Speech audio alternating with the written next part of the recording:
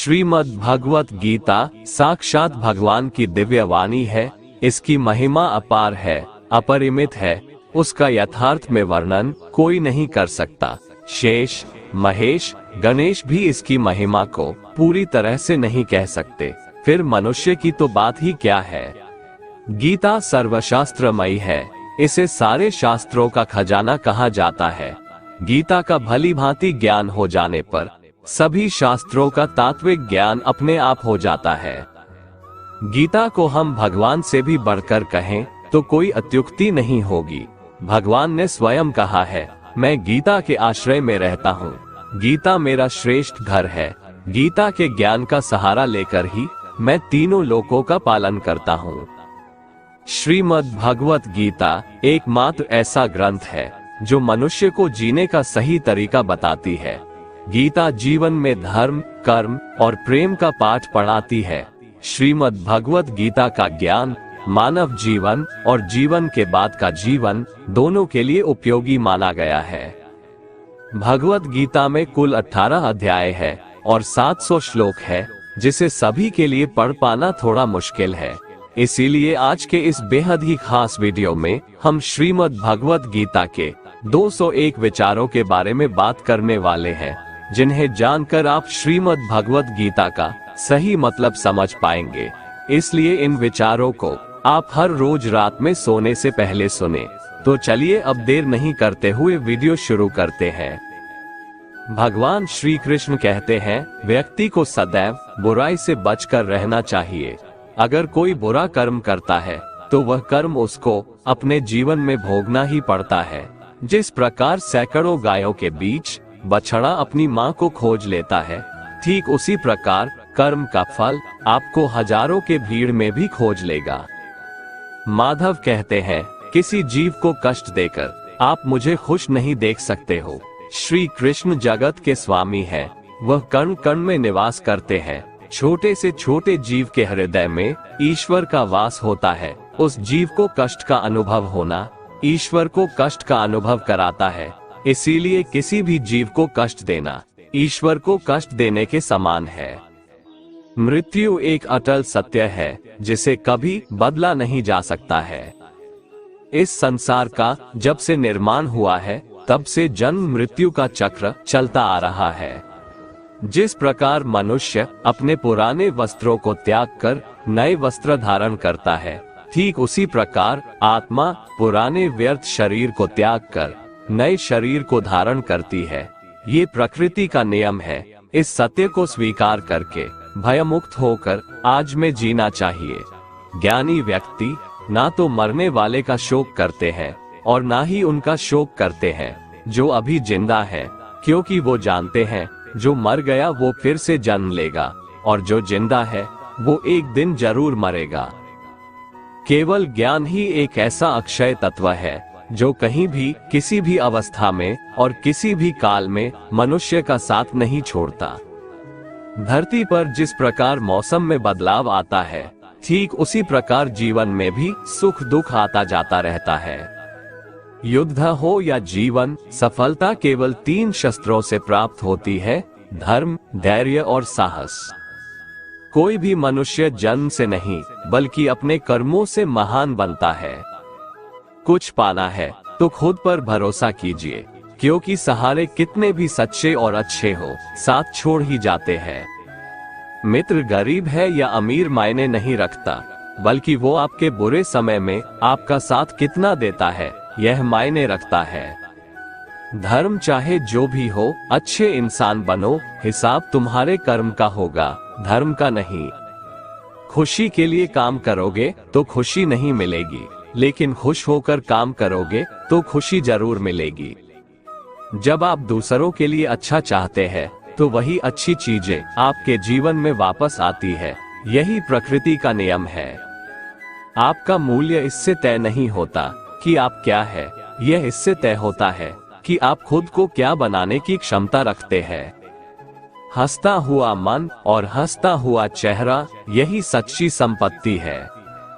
मनुष्य हमेशा अपने भाग्य को कोसता है, ये जानते हुए भी कि भाग्य से भी ऊंचा उसका कर्म है जो उसके स्वयं के हाथों में है। कमियां भले ही हजारों हो तुम में, लेकिन खुद पर विश्वास रखो कि तुम सबसे बेहतर करने का हुनर रखते हो। जितना इंतजार परमात्मा आपसे करवा रहा है, समय आने पर वो इतना देगा कि संभाल भी नहीं पाओगे। भगवान श्री कृष्ण कहते हैं, जिस प्रकार प्रकाश की ज्योति अंधेरे में चमकती है, ठीक उसी प्रकार सत्य भी चमकता है। इसलिए मनुष्य को हमेशा सत्य की राह पर चलना चाहिए। क्रोध मनुष्य को नरक की ओर ले जाने वाला द्वार है। क्रोध करने से व्यक्ति का मन अशांत हो जाता है।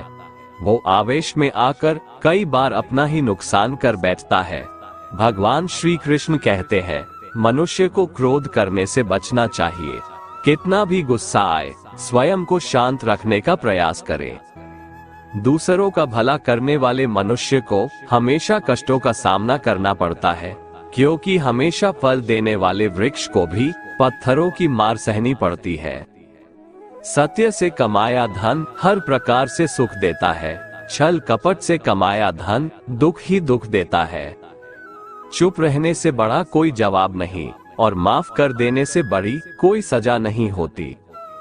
जब मेहनत करने के बाद भी सपने पूरे नहीं होते, तो रास्ता बदलिए, सिद्धांत नहीं, क्योंकि पेड़ भी हमेशा पत्ते बदलता है, जड़ नहीं।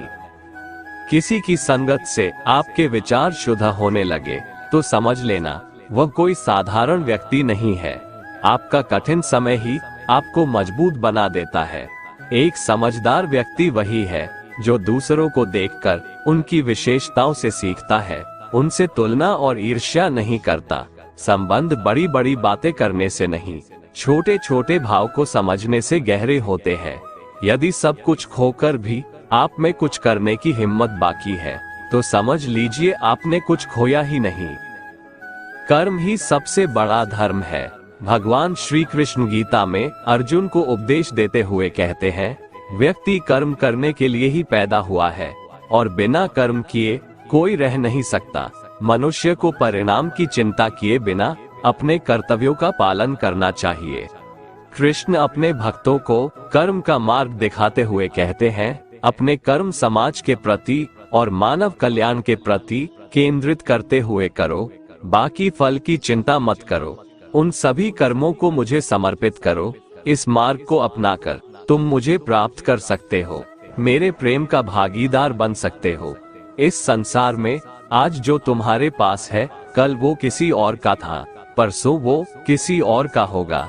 तुम यहाँ खाली हाथ आए थे और खाली हाथ जाओगे।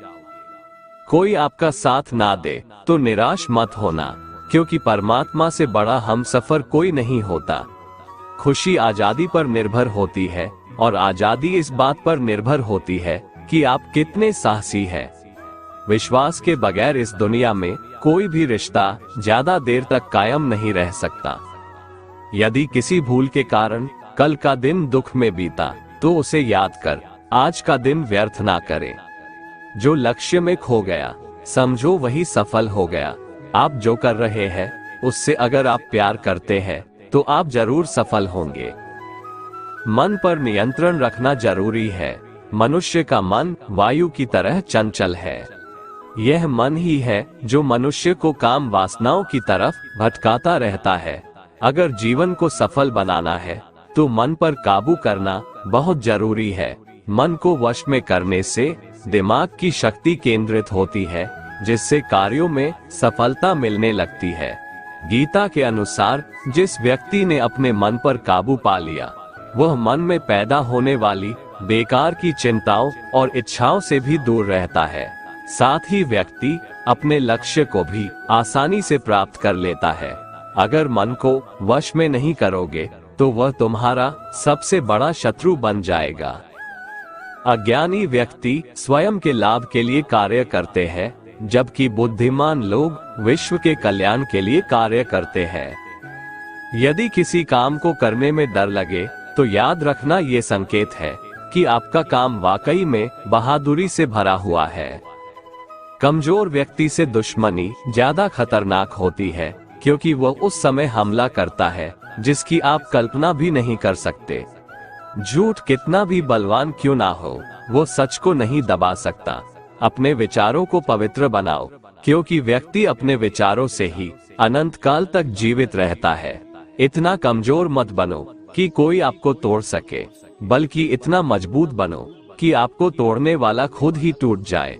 भगवान श्री कृष्ण कहते हैं, जब शांति के सारे मार्ग बंद हो जाए और न्याय न मिले तो युद्ध करो। वास्तव में मुसीबत में साथ देने वाला मित्र ही सच्चा मित्र होता है। हमेशा शक करने वाला व्यक्ति कभी शांति प्राप्त नहीं कर पाता है। इसलिए संदेह करने से बचें। अधिक संदेह करने से मन की शांति भंग हो जाती है और व्यक्ति भ्रमित होकर अपने संबंधों को नष्ट कर डालता है। तन की सुंदरता मन को आकर्षित करती है, जबकि स्वभाव की सुंदरता हृदय को आकर्षित करती है। इसीलिए मनुष्य का स्वभाव हमेशा निर्मल होना चाहिए।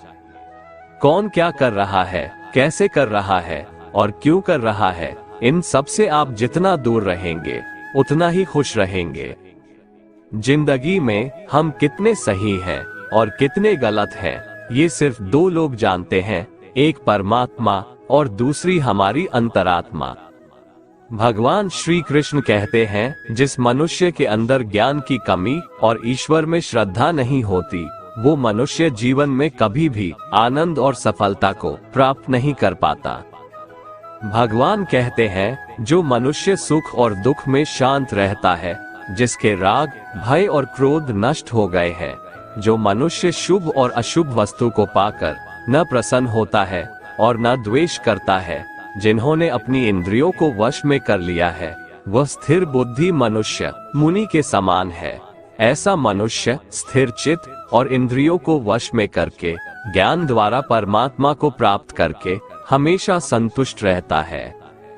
जिस प्रकार समुद्र की स्थिति अचल है, भारी से भारी आंधी तूफान आने पर या अनेक नदियों के जल प्रवाह उसमें प्रविष्ट होने पर भी वो अपनी स्थिति से विचलित नहीं होता, मर्यादा का त्याग नहीं करता, उसी प्रकार परमात्मा के स्वरूप में स्थित योगी की स्थिति भी सर्वथा अचल होती है। बड़े से बड़े सांसारिक सुख दुखों का संयोग वियोग होने पर भी उसकी स्थिति में जरा भी अंतर नहीं पड़ता। वो योगी परमात्मा में नित्य निरंतर अटल और एक रस स्थित रहता है। मोह विनाश का कारण होता है। मनुष्य के दुखों का मूल कारण उसका मोह ही है। वो जितना अधिक मोह करेगा उतना ही अधिक कष्ट भी भोगेगा। पछतावा अतीत नहीं बदल सकता और चिंता भविष्य नहीं संवार सकती। इसलिए वर्तमान का आनंद लेना ही जीवन का सच्चा सुख है। श्री कृष्ण कहते हैं, जो तुम्हारा साथ देता है तुम उसका साथ दो, जो तुम्हें धोखा देता है तुम उसे त्याग दो। जिस जगह आपका सम्मान नहीं हो वहां पर कभी जाना नहीं चाहिए, वरना लोग आपको कमजोर और बेवकूफ समझेंगे। जहां बारिश ना हो वहां फसल खराब हो जाती है और जहां संस्कार ना हो वहां नस्ल भी खराब हो जाती है। जो लोग ये कहते हैं मेरे पास वक्त नहीं है, असल में उनके खास रिश्तों की गिनती में आपका नाम ही नहीं है। बात इतनी मधुर रखो कि कभी वापस भी लेनी पड़े तो आपको कड़वी न लगे। खुद में थोड़ा स्वाभिमान होना जरूरी है, वरना लोग आपको वहां भी दबाने की कोशिश करेंगे जहां आपका अधिकार है। श्रेष्ठ पुरुष जैसा आचरण करता है, अन्य पुरुष भी वैसा ही आचरण करते हैं। वो जो कुछ प्रमाण देता है, समस्त मनुष्य समुदाय उसी के पद चिन्हों पर अपने रास्ते चुनता है। इसलिए सज्जन व्यक्तियों को सदैव अच्छा व्यवहार करना चाहिए।